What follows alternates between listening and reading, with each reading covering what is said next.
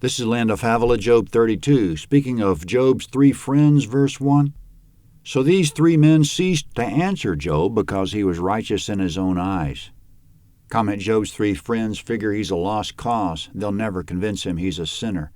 Now from nowhere another person will speak. He's apparently been sitting in on the conversation the whole time, but the text hasn't mentioned him until now. Verse 2.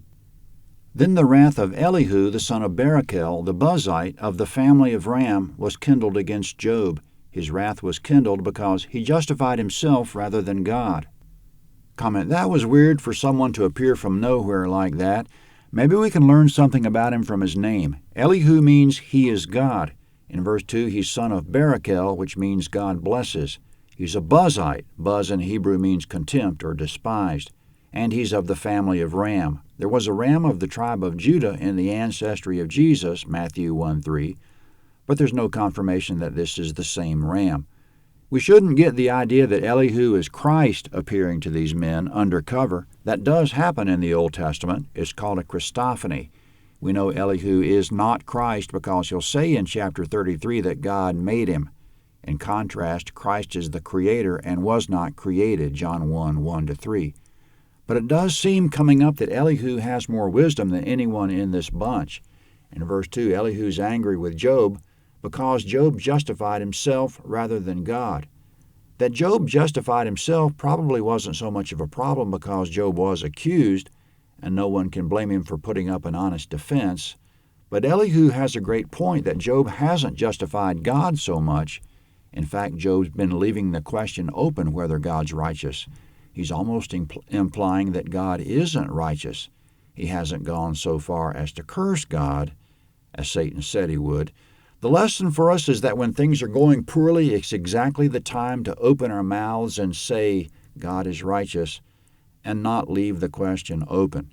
Going on, speaking of Elihu's wrath, verse 3. Also his wrath was kindled against his three friends because they had found no answer and yet had condemned Job. Comment: Job's friends had no evidence, yet condemned him. Elihu's pretty insightful spotting these shortcomings. Verse 4. Now Elihu had waited to speak to Job because they were elder than he. When Elihu saw that there was no answer in the mouth of these three men, his wrath was kindled. Comment: when Elihu opened his mouth, he accused Job and his three friends. Apparently he just now paused to let them give a rebuttal, but they were silent. That's because the friends knew Elihu's correct, that they've accused Job without evidence, and Job knows too that he's been doubting God's righteousness. Verse 6. Elihu the son of Barachel the Buzite answered, I am young and you are very old. Therefore I held back and didn't dare show you my opinion. I said days should speak, and multitude of years should teach wisdom. But there is a spirit in man, and the breath of the Almighty gives them understanding. It is not the great who are wise, nor the aged who understand justice. Therefore I said, Listen to me, I also will show my opinion. Comment: Elihu says the Spirit of God is what gives understanding, not age or any perceived greatness. He's implying he has the Spirit of God, therefore he's qualified to speak. Verse 11. Behold, I waited for your words, and I listened for your reasoning while you searched out what to say. Yes, I gave you my full attention, but there was no one who convinced Job or who answered his words among you. Beware lest you say, We have found wisdom. God may refute him, not man. Comment: Elihu says to his three friends, Don't be so sure of your wisdom, saying in your heart that God will refute Job.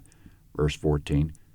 For he has not directed his words against me, neither will I answer him with your speeches. Comment: Elihu says, I won't take up your strategy telling Job that he's wicked. Coming up, Elihu switches to third-person pronouns as if he's speaking to Job about the three. Verse 15. They're amazed. They answer no more. They don't have a word to say. Shall I wait because they don't speak, because they stand still and answer no more? Comment: Elihu says to Job, Shall I keep waiting for them to say something? Now to everyone, Elihu says, verse 17, I also will answer my part, and I also will show my opinion.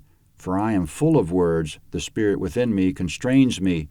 Behold, my breast is as wine which has no vent. Like new wineskins, it is ready to burst. I will speak that I may be refreshed. I'll open my lips and answer. Comment Elihu says, since you don't want the floor yourselves, I'll speak. I'm bursting to say something. Verse 21. Please don't let me respect any man's person, neither will I give flattering titles to any man. For I don't know how to give flattering titles, or else my Maker would soon take me away. Comment Elihu says when he delivers his remarks, he won't flatter anyone or worry about their feelings. He'll just call it like he sees it, which he'll do for the next 5 chapters. Job 33 is next.